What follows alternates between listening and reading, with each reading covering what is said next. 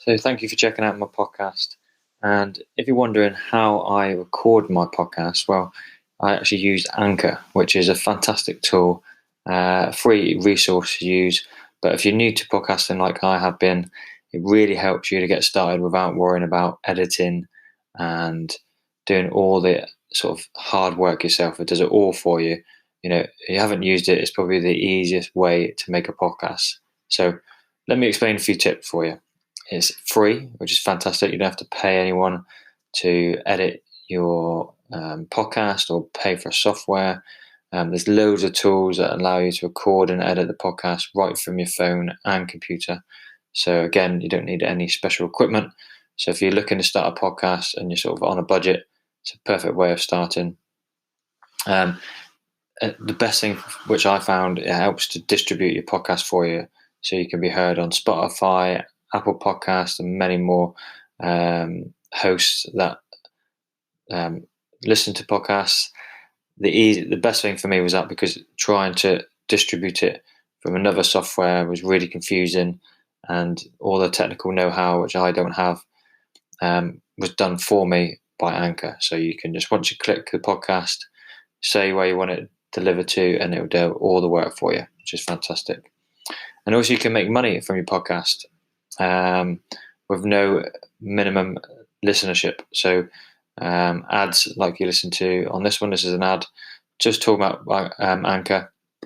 You can get a little bit of commission from that, which is great. So extra bit of money in your pocket from doing what you love. And I have no problem doing this advert for Anchor, because ultimately it has allowed me to create a podcast. So if you're passionate about something, I'm going to talk about it, and it's everything you need to make a podcast in one place. So for me, I would recommend Anchor 100% if you're looking to start to do a podcast. And obviously then you can, elaborate and get better with your podcast, but you can just get better sound equipment. But all the software you need to do a podcast on the go or at home on a computer is all from Anchor. So for me, it's the best tool I've ever used when it comes to starting a podcast. So definitely, if you're interested in starting your own podcast, whether that is on health or fitness or travel, just pick something that you're passionate about and talk about it, then download the free Anchor app, or go to anchor.fm to get started.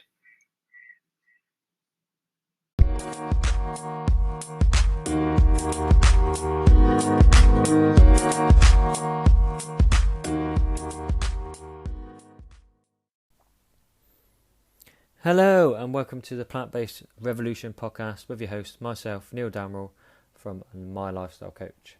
Thank you very much for tuning in again this week, and as always, really appreciate you tuning in and listening to the show. Hope you're enjoying the show, and if you haven't done so far, please head over to iTunes and lend us a review. I'd love to know whether you're enjoying the show, whether you're hating the show, and just give us some feedback in terms of what topics you might want covered on the show. And just if you're enjoying the topics we're covering so far, and hopefully you've had some benefit from the guests I've had on so far and the episodes we've done so far. Today I'm really excited again to introduce another guest on the show, Mrs. Kate Percy. Kate was introduced to me through Sophie, who I had on the show last week. She is the founder of Go Faster Foods. So Go Faster Foods, if you don't know anything about Go Faster Foods, started off as a book. Kate wrote a book about how you could fuel yourself in a smart and healthy way, and also that can help you fuel yourself for a race day if you're into marathon running, triathlons, and also good for the kids as well. So the book really touched on all those topics, and from that book there's loads of recipes. And in 2015, Kate decided to turn some of those recipes into some Go Faster Bites, so Go Bites, which are energy balls that you can consume before, during and after an event. So if you're doing a marathon, maybe have a boost to get you going, have some refueling while you're training, and also a recovery bite afterwards, just to recover after a hard triathlon or a marathon if you're doing any of those events. So it really appealed to me. It's all natural foods. It's perfect. It's what we want, more healthy snack options on the go that are all natural foods rather than your chocolate at every corner every time you go into a supermarket. Kate's story is great because she didn't really get into exercise. She's quite active, but she did her first marathon at 40 after being inspired by her husband who was running all the time. She was fed up with just watching from the sidelines. I'll let Kate talk about all this in the interview, but I think it's a really, really inspiring story. So definitely tune in and listen to Kate's story because I think it will inspire you and everyone else listening to really make some good change in your lifestyle. And it proves that age is just a number, and it's never too late to start something. It's never too late to do a marathon. It's never too late to set a goal and achieve it if you really want to. So don't let anything stand in your way if you want to achieve anything that you want to achieve. So Kate's been really inspiring. It was great to have a chat with her. Really enjoyed having a chat about her journey and the great work actually that she's doing with Go Faster Foods, because they do her education program which is teaching kids to eat healthy, which is very, very important. So it's really going to help reduce and hopefully prevent the obesity epidemic that we're experiencing here, not just in the UK but globally as well. So I'm just going to leave it at that, let Kate do the talking. Hope you enjoy the show. I'm sure you will. It's a great interview. So let me just introduce Kate Percy from Go Faster Foods.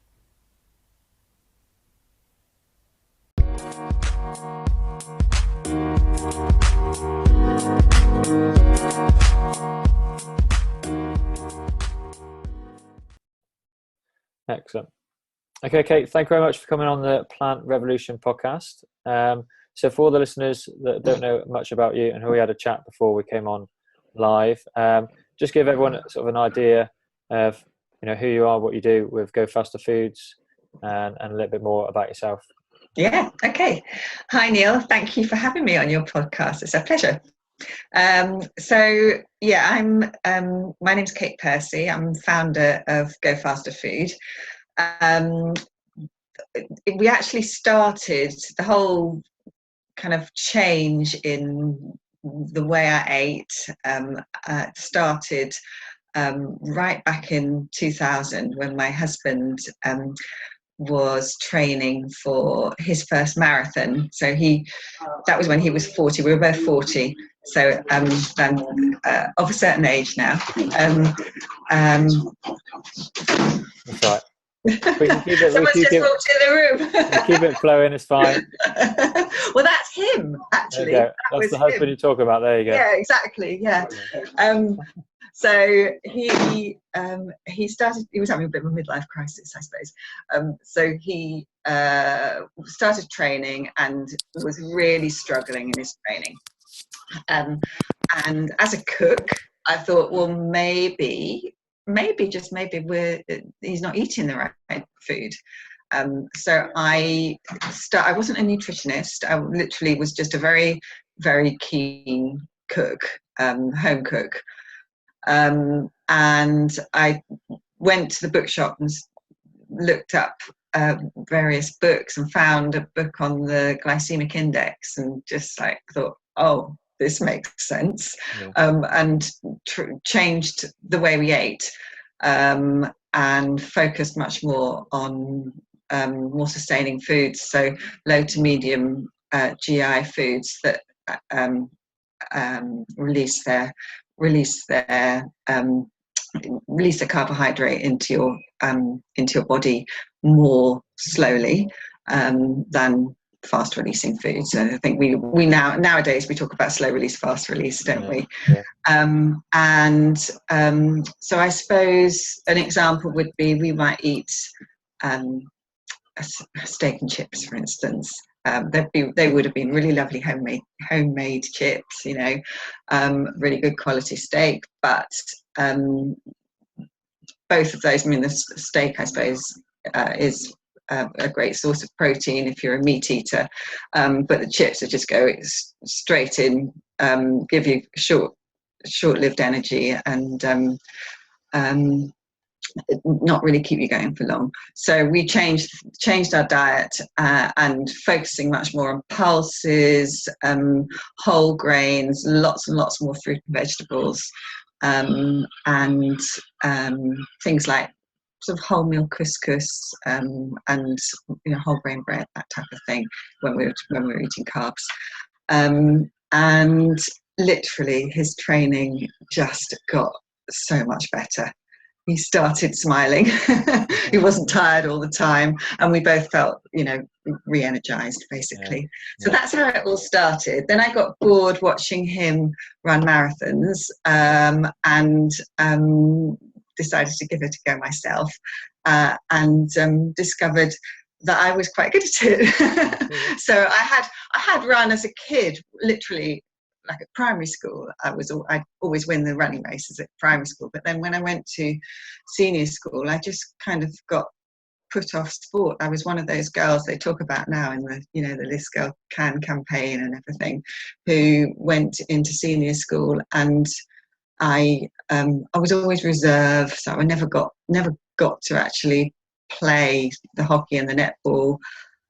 Athletics lasted for about 2 weeks in the summer, so yeah, I could run then. That was great, but I just ended up skiving sport, basically. I played the piano and the violin, and always made an excuse that I had to go and practice. So I kind of rediscovered sport in my 40s, basically, and started running marathons. Really enjoyed it, and then wrote my first book, which is the Go Faster Food book, and that is really that's published by Penguin, and it's really brings sports nutrition into the everyday. So it's translating kind of good old-fashioned sports nutrition into real life recipes. So it's balanced diet, lots and lots of recipes in there that do contain carbs, but they'll contain really good quality slow releasing carbs, sweet potatoes, lots and lots of fruit and vegetables, and that's kind of, I think they call it an evergreen in the publishing industry. So it's still, that was launched in 2009, so it's almost 10 years old now. Wow. It still sells. So then I really developed a career after that as a food for fitness writer. So I started writing for lots of health and fitness magazines. Again, always trying to make life easy for people who were active, and who wanted to eat healthily, but also eat in a way that would give them the best energy that they could get practically for whatever sport they're doing, triathlon or cycling or running, whatever. Or even, in fact, just kind of people. Quite a few of our followers are not people who would call themselves sports people, if you see what I mean. So they might, do a lot of walking, for instance, or just amateur cycling. I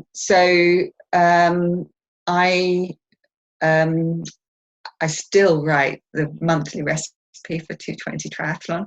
I've been doing that for years and years and years.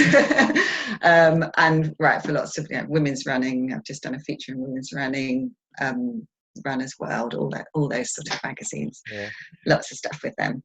And then in 2013, I wrote a book that was more specifically for children, which I probably mentioned, which is this Go Faster Food for Your Active Family. It was originally called Go Faster Food for Kids, and it's that really for as it says on the tin, active families. Lots and lots of quick and easy recipes for I'm a great stickler for sitting down to eat, and kind of taking a moment really to enjoy and savour your food, preferably with the rest of your family or with friends. I think food is a very sociable, should be a very sociable thing, and I've always found it with my family is a great kind of anchor where everyone will sit down and talk about their day. Maybe argue.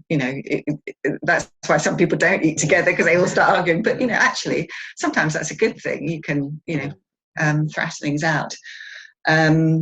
So that book's more sort of family food, but it's also advice for parents on how to feed their active children. So like, if they're going off for a full day event, or doing a swimming gala, a lot of parents find that their kid goes to school, and then they pick them up and they take them to football practice, and then they might have to do their homework after that, and then they've got something else on, and it's kind of how to fuel that incredibly busy lifestyle without just living off packs of Monster Munch. So that's done really well, and that's kind of that was really the catalyst to our schools program, our education program, which we call our Eat Like an Athlete program. And that has been it's delivered to a complete range of different schools and sports clubs and organisations. So one of our first Eat Like an Athlete courses was for the BBC, for BBC Learning, and here in Bristol they did this fantastic Food Connections week, in fact, and it was about where sport meets food, really. So we had representatives from Bristol City Football, from the rugby, Bristol Rugby, the basketball team, and the women's football, with me trying to inspire children about the link between what they eat and how they perform and feel. We've been into sort of inner city primary schools like Hackney and Tower Hamlets, that sort of thing. We've been to incredibly affluent boarding schools like Millfield. We've been in pupil referral units where they kind of count the knives. But the whole, and all different ages as well. But the whole concept is really to help make that link between what you eat and how you feel and how you perform, both physically and mentally. And we use that using inspirational stories about sport. So we'll use sports stars that they'll know of, football players and Andy Murray and people like that. And we also use our own ambassadors as well. So we'll bring in our own ambassadors to talk to the kids about what they do, what they eat, and why they eat that. So it's kind of just I think children in schools have had healthy eating coming out of their ears. They hate. We just don't use the word healthy. We never use the word healthy when we're in an educational environment. We try and sell it in a different way, and I think selling it through sport and and linking it with if you buy a can of Relentless or Monster on your way to school and that's your breakfast, this is how you'll feel. If you eat this for breakfast or persuade your parents to buy you this for breakfast, like porridge oats, it's not very expensive, this is how you'll feel, and just kind of making those comparisons. Good. It's really I've talked for too long. That's good because it's giving me loads of things to talk about, but that's brilliant.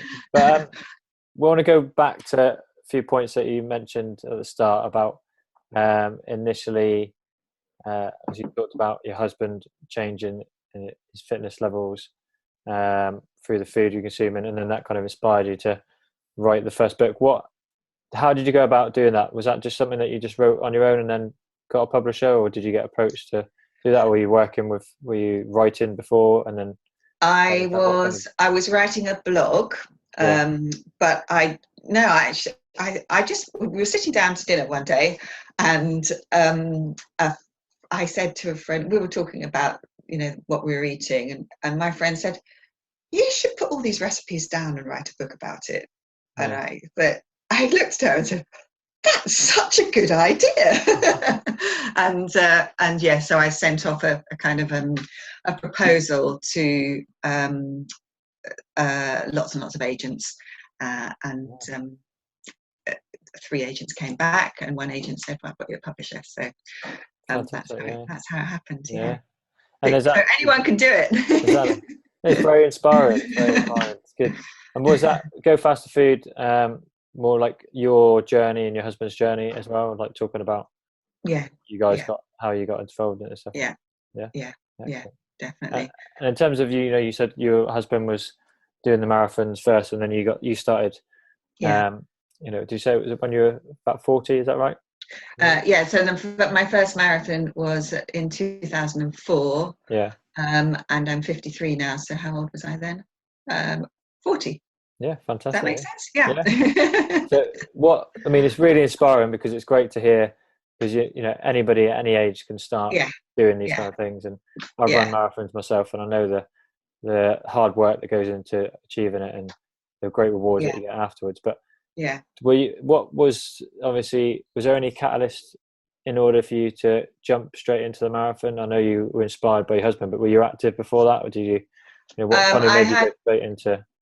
I wasn't particularly. I went to the gym. I was quite thin, and I'd had my 3rd child in 1999, and I lost a lot of weight when when I had him. I just didn't put on very much weight when I had him. So when I actually gave birth, I was really, most people are trying to lose their birth weight. I was just really thin. So I was doing things to try and make myself a bit stronger, I suppose.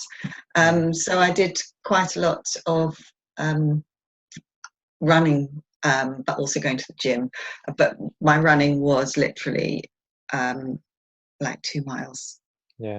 Literally just like I'd go on the running machine in the gym and think, well, this is really boring, and get off it and do something else. So it was only really when I started running outside that I realized what a lovely thing it was to do.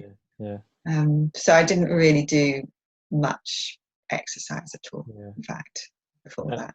And how did you go about, when you first decided to do a marathon, how did you go about training for that for yourself, if you've not had really any much experience before?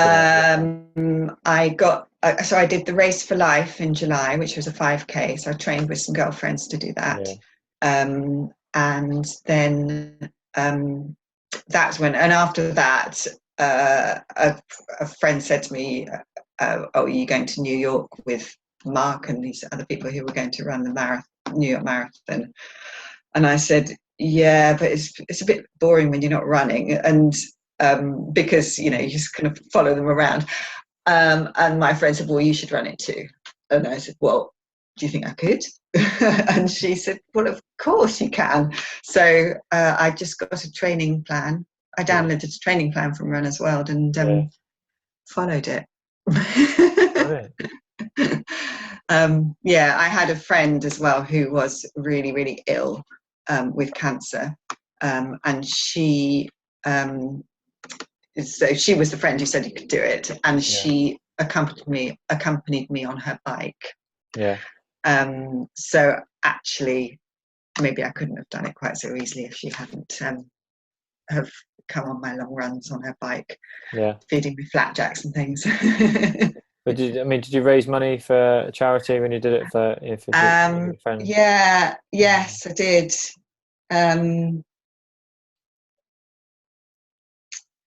I'd done so many different things for charity. I can't remember what charity it was we raised, but it was Yeah.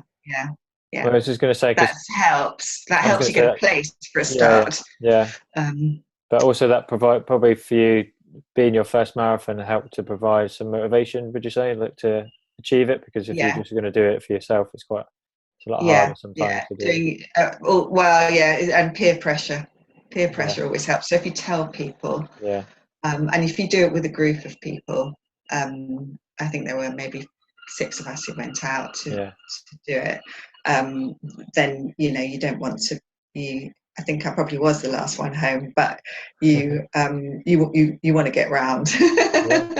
Well, that's it, just completing a marathon is an achievement in itself. I think I saw a stat recently, it was like only like 1% of all people on the planet have ever done a marathon or something like that. It's like, it's quite a very growing though, isn't it? Yeah, people growing, seem to be really taking on the challenge, which is really cool, I think.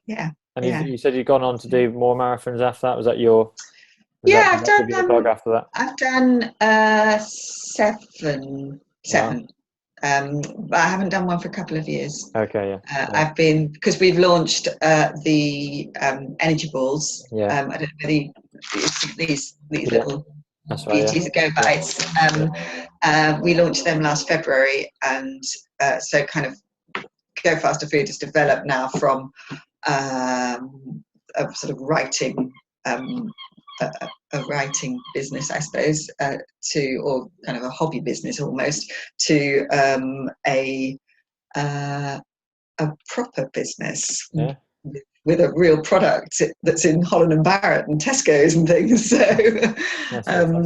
yes, it is really, really, really good fun. But that transition has taken a lot of graft and like just sheer hard graft, long hours, and that's actually an interesting thing to maybe include in with your listeners, and it's like how to fit exercise into that work schedule when you are working really, really long hours, because it's really hard. No, I was just actually going to say that, because you were saying obviously you train for your marathon after you got a few kids. So how, for anyone listening, how did you go about fitting in the training, if considering you're both, your husband and yourself, are very active, and with the kids, to fit that around family? It's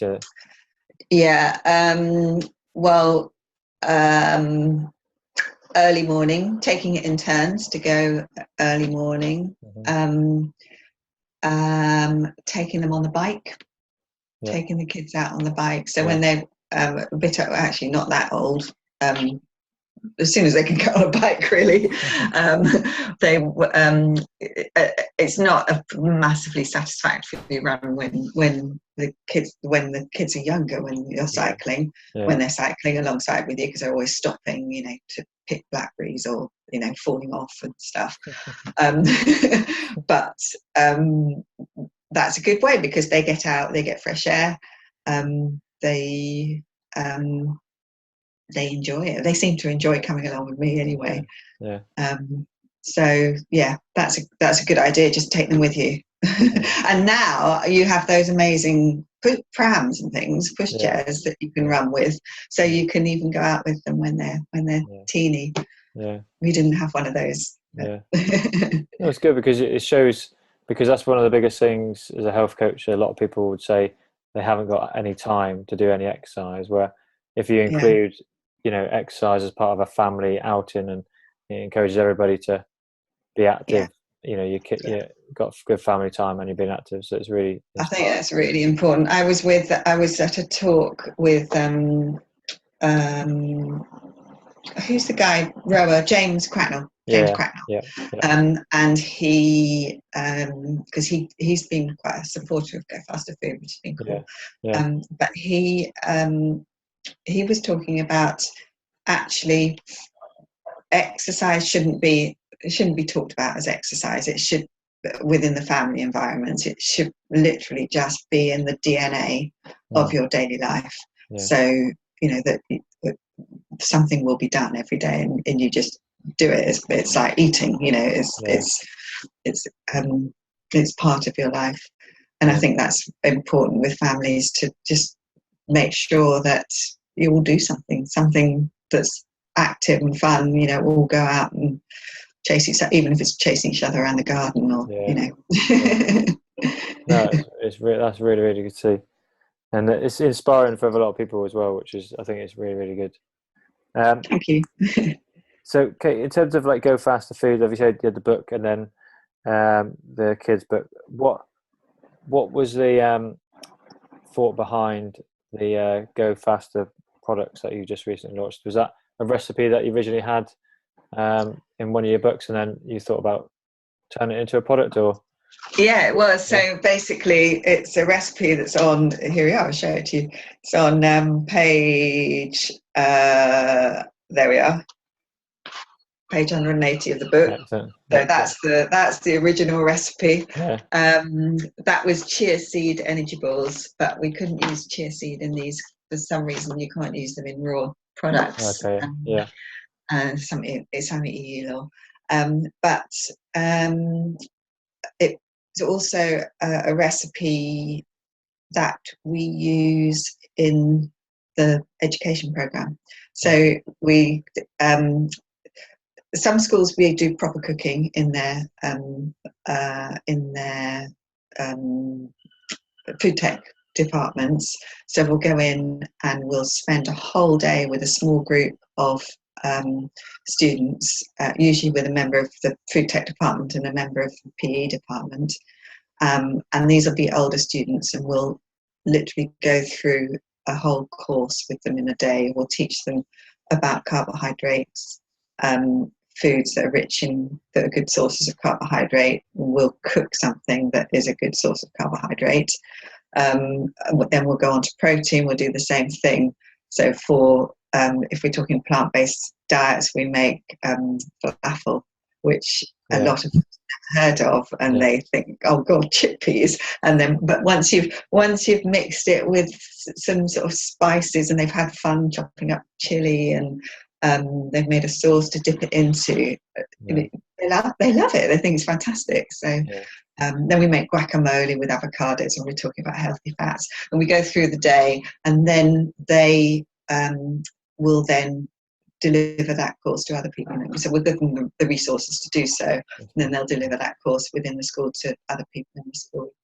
And so the kind of the message permeates through the school and hopefully into the home environment as well.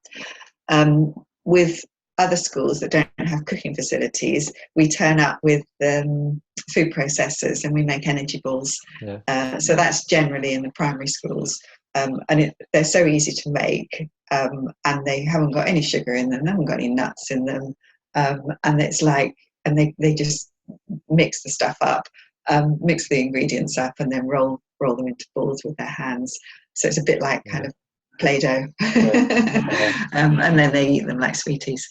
So we knew that kids loved them, we knew that adults loved them, because we do the same thing in sports clubs. So if we go and do a talk at a running club or a tri club, we'll usually make energy balls at those as well, because I like to make talks practical.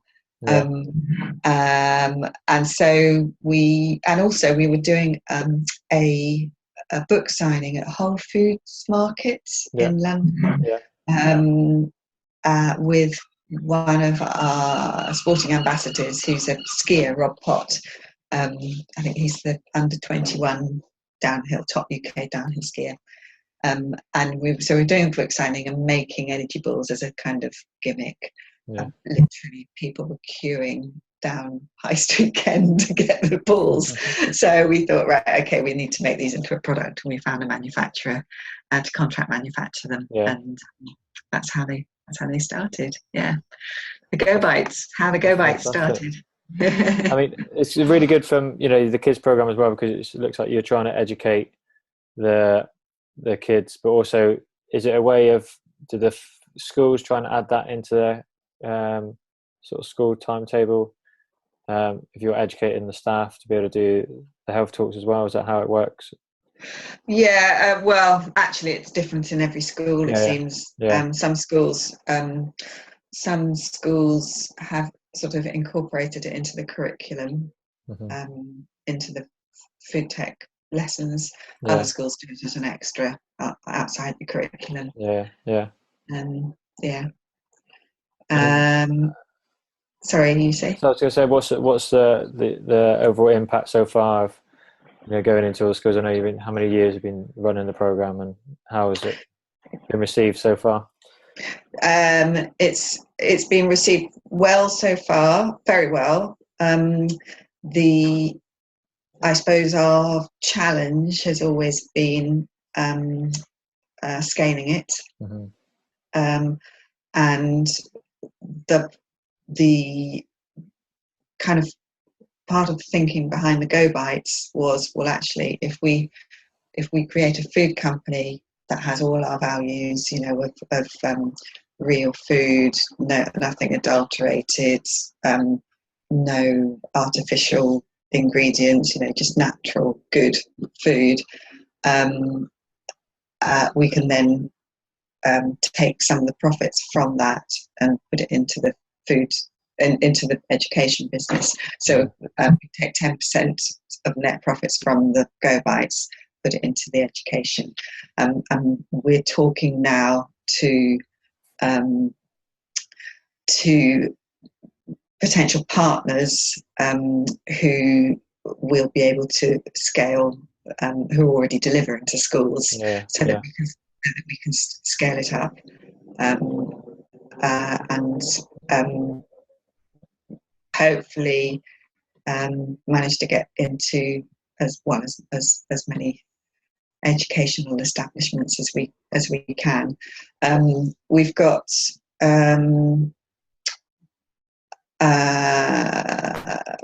a couple of partnerships that one in particular that delivers into 4,000 schools, and we're talking about, and they deliver sport into those schools, and we're talking about adding a food element or a sort of nutrition element to that. So that will be, if that all comes off, so it looks like it's going to, that will really, really enable us to achieve our mission. I mean, our ultimate mission on the education program is to motivate and enable all school leavers to be able to cook 5 nourishing meals by the time they leave school, and understand that link between what you put in your body and how you perform and feel. So that's the ultimate goal, and we want to do that by 2025. So we've got to get our skates on. No, it's really, really good. The kids is where it starts from, and is that from what kind of ages do you start with? Is it all the way up until 18? Because kids are at school to 18 now in the UK. So so yes, we kind of it's like you can sort of split it by the sort of younger age group. It's giving them the knowledge, really. And then when they start going into senior school, they start to make their own choices. They're the ones that's when it all, in my opinion, that's when it all goes wrong, because kids have been in primary school, they've learned all about healthy eating. It's fantastic. They can all sing the healthy eating song and everything. They go to senior school and they start walking to school on their own and having more independence and having a bit of pocket money, and they'll go into the shop on the way to school or on the way home, and they'll buy just a load of rubbish. You can buy a pack of donuts for 5 donuts for £1. You can buy your Monsters and this. You can go to the chicken shop and get fried chicken and chips for a couple of quid. So it's just it's an uphill battle. So that's when they make the choices. So that's when we would like to have a lot of impact. And then as they get older, we want to that's when the cooking bit comes in. So that they can then go off and lead their own life, go out into the big wide world, and actually, just 5 meals. And when I say meals, I mean sort of the basics. So how to make a soup, for instance. And really, we're going to focus on really cheap, not cheap food, sorry, nourishing food that is doesn't cost very much. So it'll be like making really, really nice fun lentil soup, for instance. Yeah. Yeah. No, but that's good, because I Do mean, you want to come and help us? I would love to. Yeah, I would love to come along and help. I've had a bit of catering experience myself. I used to run a little vegan street food store, so we used to make veggie burgers and those kind of things. And I used to sell like a raw chocolate brownie as well. Some of the things the products that we deliver as well. Yeah, so I saw the date and date and something protein bar on your website. Yeah, I thought that looked really good. Yeah, that looked really nice. Yeah, so yeah, no, I'd love to. We'll have a chat definitely if you wanted it. I'd be more happy to. It's always good to inspire the kids. I think what you're doing is good, because what you're trying to, I can see what you're trying to do is, because a lot of kids, as they leave school, go to university, they've got no idea of how to cook simple meals, and then they're living off fast food, processed foods, takeaways. And do you get the parents involved in that as well? Because a lot of the time the parents are probably don't have the knowledge as well, so then they're not learning the skills at home as well. Do you find? That's a major challenge, getting the parents involved as well. We get the parents involved. We easily get the parents involved who are involved parents, and they're generally the ones that are trying to cook healthily for their kids in the first place. It's getting we were at a school near Swindon fairly recently, and doing an athlete course that I was talking about, and one of the girls it was GCSE year, there were GCSE catering, and one of the girls, I said to her, how are you finding the course? She says, it is absolutely brilliant, I love it, but I'd never be able to cook this at home. And we were cooking banana pancakes, and I said, you would be able to, because all you need is flour, eggs, and bananas. And she said, but my mum wouldn't let me in the kitchen. Because she was obviously from a pretty deprived background, a rural farming background, and she said my mum wouldn't want me to waste the food, because if I got it wrong, it would be a waste. Which kind of stumped me a bit, because and then the teacher said afterwards, how you bring in food to food tech, you bring in your food that you're going to cook, don't you? Yourself. She said, well, that girl always had to sit out in food tech classes because her parents wouldn't provide her with the food to bring in. And that's because that stumped me, because one of my sort of top 10 ways of getting kids to eat well is to let them experiment with food. Let them in the kitchen, make a mess. If they break an egg, it doesn't matter. But actually, it actually really does to some people. So I learned a bit of a lesson there, actually. It's very interesting, because I work for a company. We deliver health assessments on within the workplace, and probably the same thing that you may face is that the people that kind of quite conscious about their health will come to the health assessment. It's all voluntary, but the ones that you may want to target that don't want to know are the ones that need to be coming in for a health assessment. Do you find that's the same with you guys? The people that want to be there, are probably already quite educated or know a little bit and want to know more, and then the ones that don't know anything, just stay away. That is exactly how it happens. I mean, what is how are you addressing that at the moment? What's in terms of your biggest barriers to try and reach more people? How do you think, in probably both sectors, myself and yours, how do you think we could go about exploring that a bit more? You'll have to let me go away and think about that one, I think. There's no easy answer. That's the thing. And it's such a holistic problem in that, we might say we get this family that's never cooked before, and we tell them all about, all these fantastic foods that you can eat and cook really easily, and they start cooking them for themselves. That's great. But then the dad will get the train to Nuneaton or whatever for work, and all that he can buy in the train station cafe is donuts and stodge, so, and there's nothing available. So the actual food environment that we're in is a real problem. A real problem. And we've had that with our Go Bites. So with a couple of companies I can't really mention because I'm not saying good things about them, have said, oh yeah, we would really love to have your Go Bites. This is, one of them was an airline. Really love to have your Go Bites on board. And we said, fine, yeah. So we gave them a price and everything. And then they came back and they said, actually, thank you very much for all the work you've done, but we're sticking with chocolate. Because that's what our customers will buy. Oh, that's what we can guarantee will give us the return that we need. So we say, oh well, okay.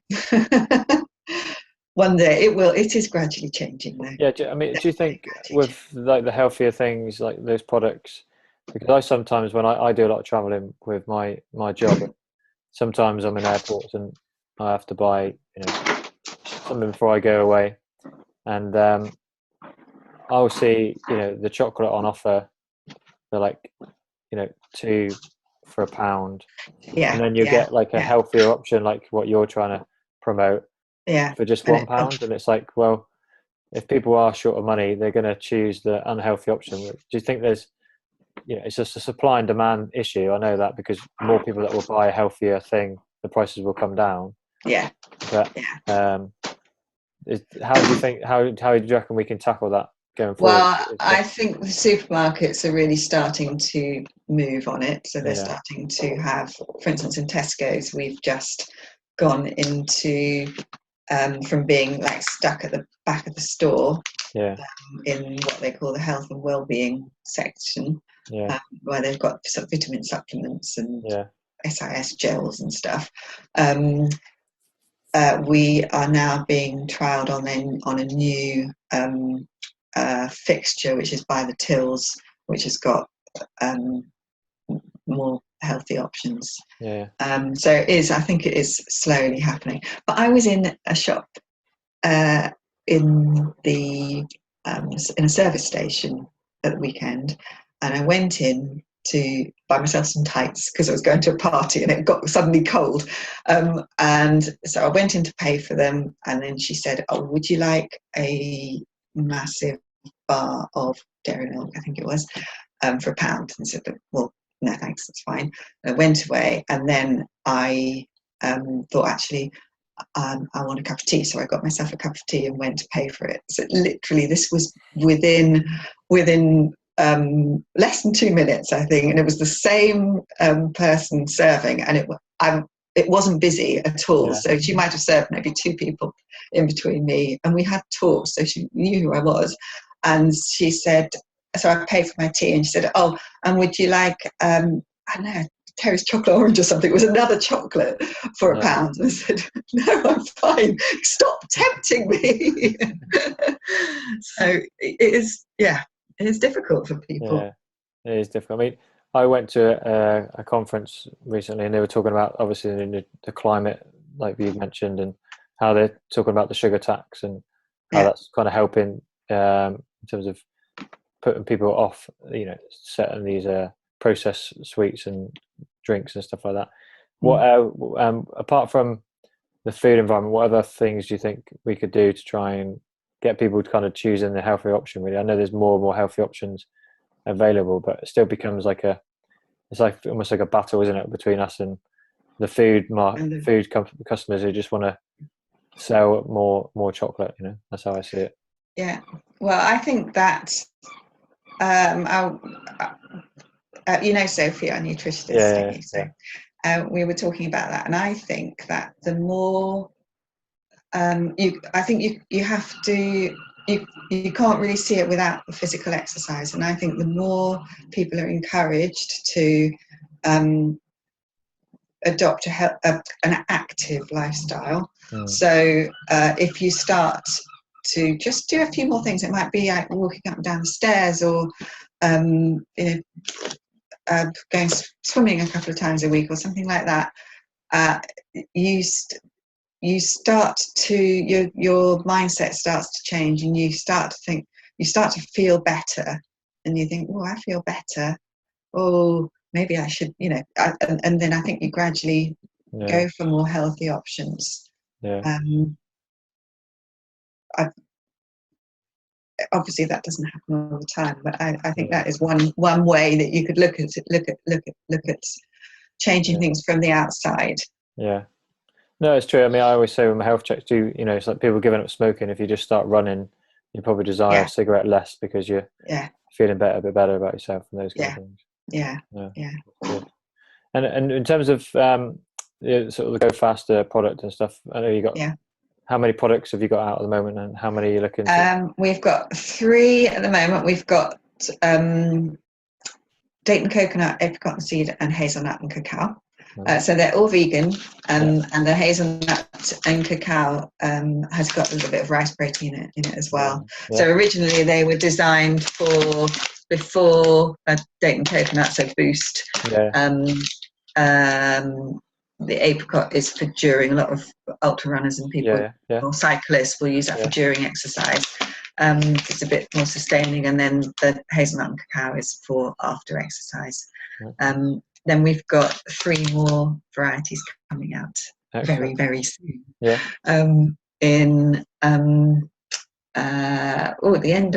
the end of August, we're going into WH Smith in hospitals. They're trialing us out with the new product. I don't know whether you can see that in the picture. So we've got do it on that side. We've got raspberry and cacao, a strawberry and cashew, and a blackcurrant and blueberry. And that the blackcurrant and blueberry's got protein in it as well. So again, it's like boost, refuel, recover. And they're all completely natural and gluten-free and vegan and really, really tasty. I'm gonna have to try a few for my bike rides and stuff with my endurance training and stuff like that. I'm sure they'll be definitely. We'll send you some. We've got we have just literally heard yesterday that we've won 2 Great Taste Awards. Oh, brilliant. For the Dayton coconut one and the hazelnut cacao. So that's really that is really nice. It's good to see that you're getting into the hospitals as well, because I know how my local hospital back home in Devon is. There's a Pizza Hut next door, and it's like, oh my god, you're trying to get people well, and you're just providing the biggest thing that's causing the issue in the first place, isn't it? Excellent. So hopefully more of that to come in the future. More of that to come. So that's and then we'll have more products after that. But I'd have to kill you if I told you. I don't know what they are actually yet.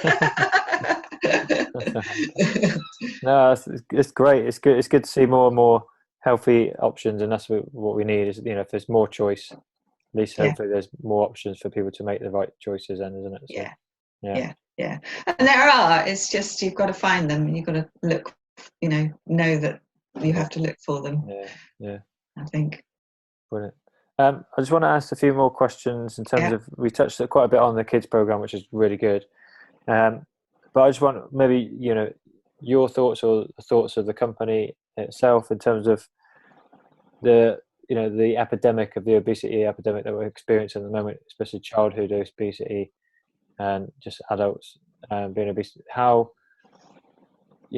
you're hopefully a part of the solution with the healthier alternative, which is good. So that could be 1% of the puzzle or so forth. But I suppose it's kind of a double-edged question. But what do you think is probably the biggest reasons for why we're experiencing, a constant growth in obesity, and what do you think will be a good way of tackling that going forward?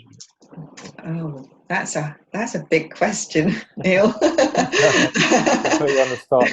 Well, talking before about how it's just a very holistic thing. So there's no one. I really do believe that there's no one change that we can make to solve the problem.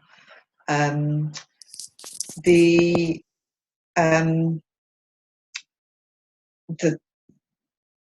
it reaches far beyond food, and it kind of even reaches far beyond exercise, because it's just our way of life now. It really is our whole lifestyle. Where an example today is, I'm meant to be leading a healthy lifestyle, so I got up.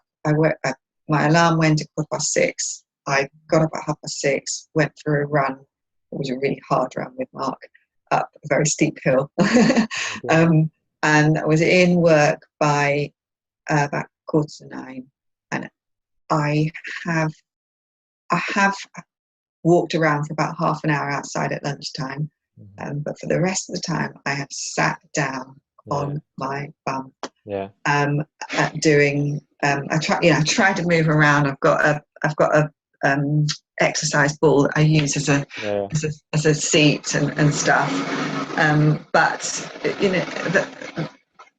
I'm not unusual. That's just how we lead our lives. And then I'll go home and we'll have supper and maybe do something. I'll try and have a walk. And don't get in the car, so I'll kind of walk an extra 5k or so in a day. But a lot of people will just get in their car and drive home, and then they'll watch telly or be on their computers again. So we just don't move. And I see what I really notice is girls and boys sort of in their between 20 and 30, and they all look kind of fit, lovely, and a lot of them have literally just got this little tire around their stomach, and that is I reckon that they don't eat particularly unhealthily or anything. I reckon that is sheer sitting down at the computer. And I haven't got a solution to that. I don't know how, apart from having walking desks and things, which would be great. I can't see our laptops kind of disappearing anytime soon. Yeah, that's true. I mean, you're saying again, but I mean, I work with as a health coach, so I have to deliver health assessments, and one of the biggest factors that I say to everyone is like, you need to stand up more. But I, as a coach, feel very hypocritical because I'm sat down doing the health assessment. So recently, I've just bought myself a stand-up desk actually. I think they're really good. That's portable. I mean, because I'm never in one office, so I don't have an office. So it fits in my bag, and it's just a little bamboo thing that I can put up my laptop on and stand up. I'm sat down today, but generally, like all day yesterday and the day before, I stood up doing the health assessments, and it's amazing how much more energy you feel throughout the day being on your feet. I think it's definitely. Oh, you have to tell me where you got your stand-up desk. I think I would like to get a few for the office. Yeah, I'll send you a little link after this. It's really, really good. They're nice and portable. So if you've got laptops, they're perfect for laptops. Not necessarily desktops, but you can take them anywhere. You can take them to any cafe and stand up and do your work and stuff like that. So that's really good. Yeah, it is really good. So, but I think that's probably one of the major things is just a society change of moving more, isn't it? Especially during the day, but I commute a lot, and the amount of people that will take the lift rather than the stairs. It's just, you really have to make a conscious effort. That's why I described that run, because there was no way I wanted to get up at 6:30 this morning. I had literally slept so deeply, but I just thought, if I don't, I'm literally going to sit down all day. And so you have to make that conscious effort to do some sort of activity every day, I think. If you're a computer bound. But so that, if you then translate that into children in the holidays, who aren't on holiday, they'll be at home, and there's the PlayStation, there's the telly, there's all these screens. and they should be in the woods, climbing trees, building dens, and that doesn't happen now. Yeah, that's true. For all sorts of reasons. Yeah. Very, very true. Yeah. Yeah. No, it's big. I mean, it's a big topic that you can discuss for days on end, can't you? So, but thank you for having a stab, and I'll put you on the spot. I know there. But apart from that, you've been really inspiring. It's been amazing to have you on, and I can't wait to try the Go Faster foods. I'm definitely going to grab a few and have a. We'll send you some Go Bites. Yeah, yeah. But I kind of like to always kind of wrap up the show a little bit with just some inspiring words from yourself. So if anyone listening wanted to kind of make more changes to the lifestyle, whether that's, I mean, for me, it's trying to get more people to eat healthier, but as well as exercising more.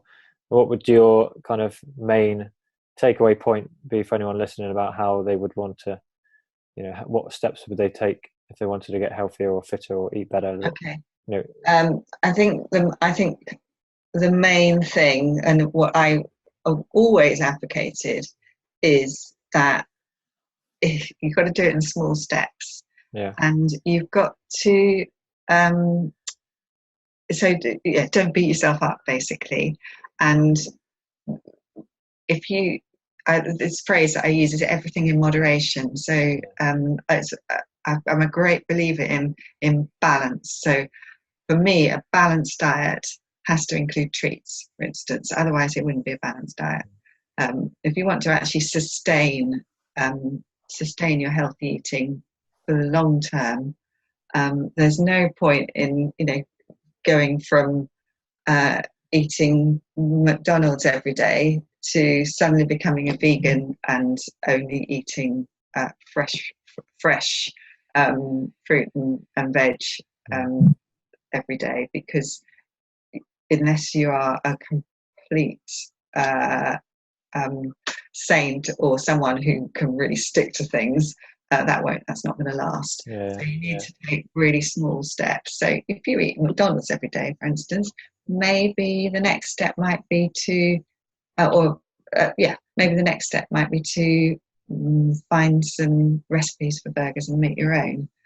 And then if you want to go plant-based, maybe then see if you can find some recipes for, I've got some really nice lentil burgers in the book, actually, to go for a vegetarian burger, and just like little steps rather than trying to do it all at once. Like you see people following, cutting out carbs, for instance, and just doing like the Atkins type diet, but they never keep it going for very long. So I think you just have to think about balance, a little bit of everything,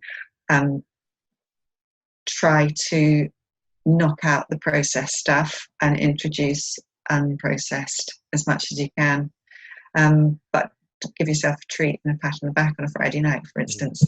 No, absolutely. You can't live like a nun all your life, can you? No.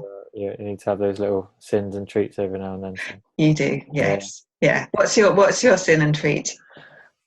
I'm quite boring now, but I think because I've started eating healthier for longer periods, I've got, my treat. So your treat is quite healthy. It's like rice cake with peanut butter, really, rather than I probably can go for like a tub of peanut butter a week, so I'll probably have a lot of that. But that is that is a lot of peanut butter. Yeah. apart from I used to, maybe a little bit of.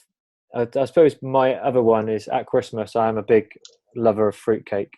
Me too, Christmas cake. But I tend to have it with. I get the fruit log, but my mum puts the chocolate on top rather than marzipan. Oh right, okay. Or icing. So it's. Yeah. I mean, I probably ate a log. Sounds really bad, but chocolate log. I went through one in 2 days at Christmas, I think, to myself, and it was quite a big cake. Yeah, so that's probably my big treat at Christmas. I do enjoy it. Brilliant. Kate, it's been fantastic having you on the show. where can anybody get in touch with you if they wanted to connect with you on social media or through? So Instagram and Facebook and Twitter, they are all at Go Faster Food. We've got the website is gofasterfood.com. If you want to buy Go Bites, you can buy them and the books on gofasterfood.com. But we've also got a separate Go Bites website. So, but if you just Google Go Bites, it'll come up with the shop. We're on Amazon as well. We're in Holland and Barrett, and Tesco's they're our main distributors. Yeah, brilliant. And if you want to get in touch about the education program, it's probably best to have a look on Go Faster Food for Schools, or to send us an email on info@gofasterfood.com. Okay, that's great. Yeah, brilliant. Well, what I'll do, I'll put those links in the show notes for brilliant. to have a look. Basically, everything's gofasterfood.com. Keeps it simple, doesn't it? That's great. Brilliant. Fantastic.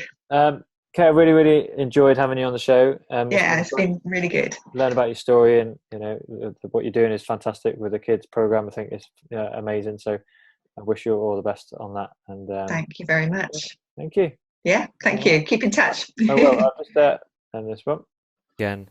And if you did enjoy the show, please head over to iTunes, lend us a nice review. It'd be great to get your feedback. And if you want to get in touch with Kate, I'll put the links in the show notes, and she mentioned it previously, but just head over to gofasterfood.com, and all the links are on the website, where you can get in touch with Katie herself, and you can find out more about the educational program, and also you can purchase some Go Bites if you're interested in purchasing a few of those. So there's a few sample sets you can buy, or some more you can buy as well as her books that she's released, Go Faster Food and Go Faster Food for Your Active Family. So definitely check those out. I'm sure there's some great inspiring recipes, and the Go Bites are going to be delicious as well. I'm sure they are. So check those out, and let us know if you do and how you get on with them. So thank you very much again for listening and tuning in this week on the Plant-Based Revolution podcast, and we'll see you next time.